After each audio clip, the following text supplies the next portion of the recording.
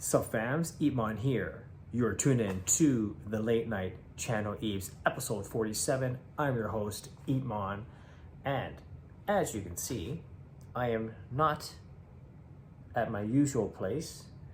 Instead, I am babysitting my nephew and niece because sometimes an uncle's gotta do what an uncle's gotta do. The kids are asleep, and you know what? I thought I'd give you a little show and tell of all these figurines. If people know, for those who know, these are Transformers, but generation 1. Let's take a look. First thing is Unicron. This massive Transformer, I can't believe my brother got this. This Galvatron and Galvatron in formatting. Like, are you serious? Like, he has the whole thing from Megatron to Galvatron. And we have Cyclonus, Bumblebee, Spike, and I think that's Daniel. Shockwave. I think this is like alternate reality Optimus Prime. Unicron's head. The detail on this thing. What's this? Oh, this is like the ship that Galvatron was flying in. Menasor. He's got the whole Stunticon set. That's just crazy. The Dinobots. The Decepticon like ship chasing after the Autobot Ark that became, I guess, Teletran 1 when he crashed land into Earth. This is Devastator and Rumble. Cybertronian Soundwave. The Seekers, for those who know, there's one episode where you saw a yellow and green one. I think that's Acid Rain or something like that. And for those who really know, what is this scene and where is it from? This is from Transformers the movie, when Optimus Prime was about to die and pass the matrix of leadership to the then Hot Rod to become Rodimus Prime. Yes, I can't believe I know and remember all of this, but this has got to be the most epic. Isn't that crazy? Oh yeah. I thought I'd show it. He's even got this too. Cybertronian Jazz, Wheeljack, and Bumblebee. Anyway, this is insane. Well, looking back at memory lane, my brother and I, we used to play a lot of Transformers. For some reason, I was the Decepticons and my brother was the Autobots. But we just kept it that way, and we would have these epic battles back in the day. We would have, one side was all the Autobots, and he would have his Metroplex, and I would have my Decepticon side with, what's the dinosaur city? Anyway, it's not Metroplex, it is Metroplex. Anyway, it's just been a while. But yeah, when I was growing up, it was Transformers and it was Nintendo. I played a lot of Nintendo. I played so much Nintendo, like you call me a Nintendo junkie. But now, these days, my usage of using computers is relegated to graphic design and digital arts now. To say that if video games and Transformers have an impact in my career, I'd say probably yes. I remember when I was playing Nintendo, and I would totally obsess with Super Mario Bros. I would look at the CRT screen and know exactly how many pixels Mario was. And I would get myself a grid paper and I would like draw exactly and memorize the exact pixels of the contour of Mario and his mustache and everything. Like, I knew it. And back then, I was not only the Transformer master, but I was like the Nintendo master. I was really good at it. But what's interesting is that now my nephew and niece reliving. It's kind of like, it's like living a second childhood for me. Going through, I'm sure my brother as well, when these kids are going through the same things that we grew up with, I can understand how it can be so fun to share these experiences with the kids. Now, I don't have kids yet, but to enjoy it with my nephew and niece too, my nieces too, is a wonderful thing. It's really wonderful. And look at this. One of my nieces, Ava, she's got the E1 stickers. It's great. They really support me a lot. I appreciate that. I do wonder at times if the uncle, which is me, has any influence to my nephew and nieces. People are jokingly saying that my nephew, Isaac, he wears a cap and has long hair just like me, that we actually look very, very alike and very similar. And it's pretty neat that way. But yeah, now we're like jokingly, who has the longest hair, me or him? And just recently, or just like about a half an hour ago, I was playing Brawl Stars with him, chatting with him. Yeah, I tell you, they're growing up fast.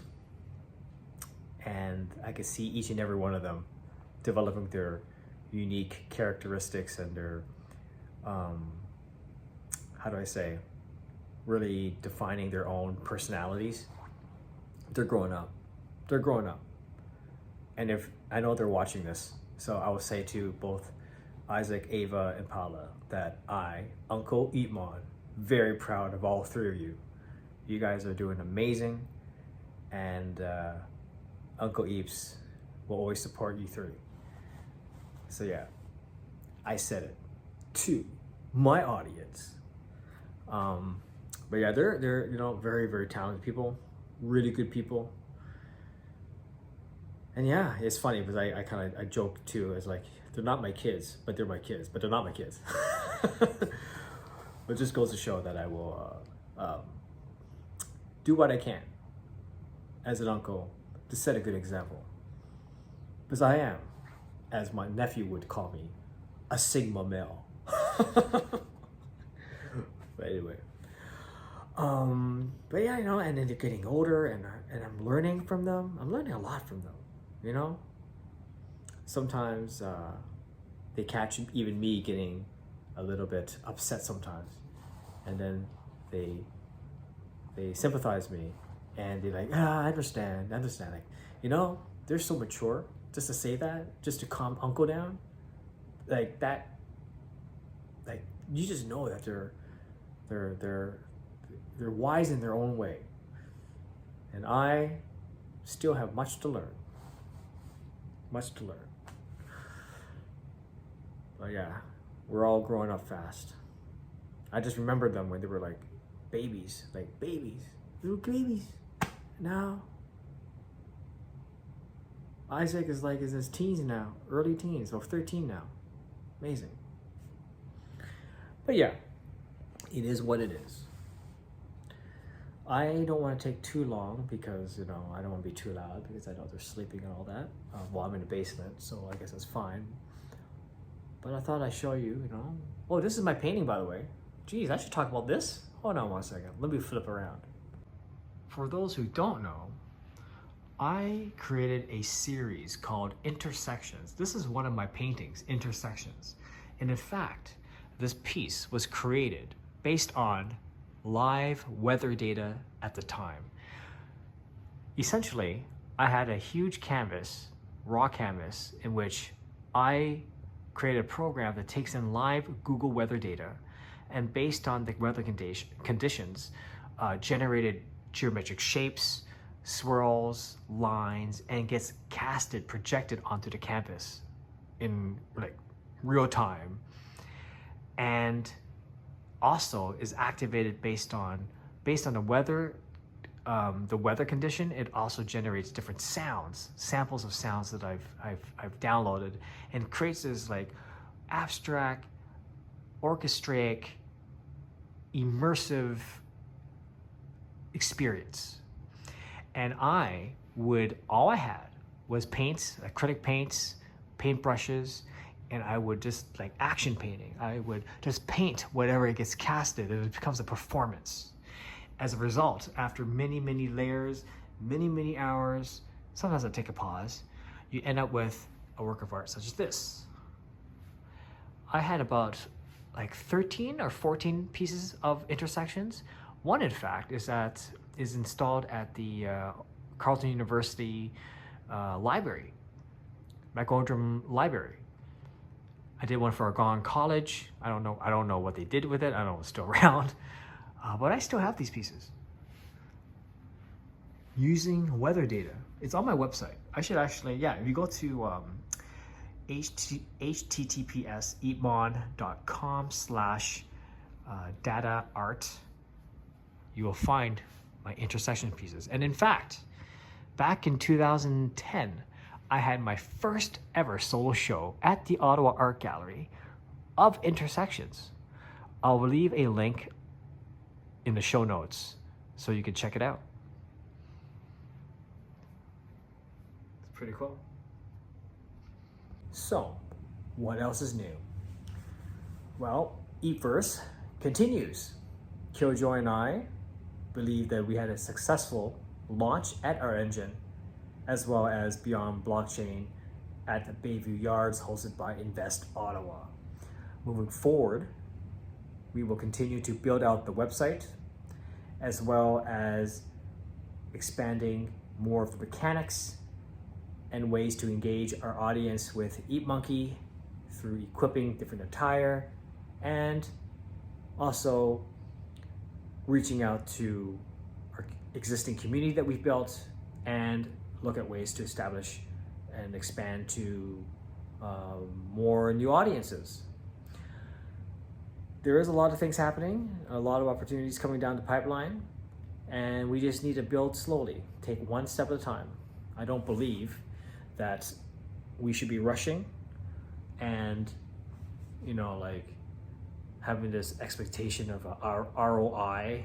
Like, we want to be community driven and really have this Eepverse is really a playground experimenting of blockchain technology, leveraging the technology for creative, innovative, and creative uses. That's just why I'm excited about Eepverse. That's why I'm excited about blockchain.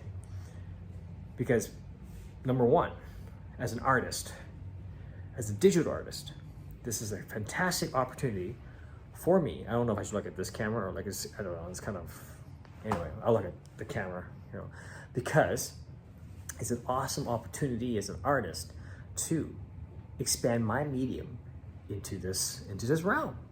That's my MO, right? And if I can use this to engage and build a community out of it with my background expertise, why not? That's like amazing. It's icing on the cake. That's the way to do it. And I think that we have to continue building and to align with the ethos of what Web3 and blockchain is about. So that's my bottom line. But yeah, it is the weekend, and as much as I want to do the late night channel Eves at my place, I'm gonna have to do it here, and my arms are sore.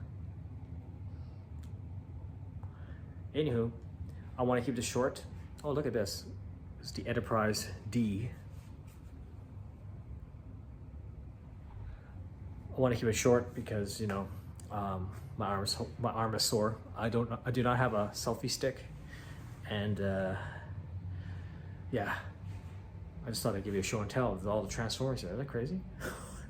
It's nuts.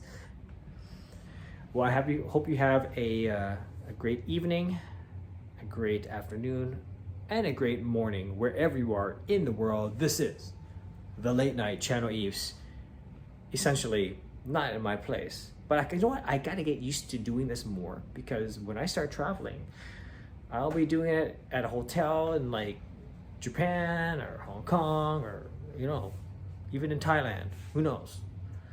So this is a good practice. So I apologize if my video is a little bit very unscripted and very ad hoc, but I got to get used to this. It is the way.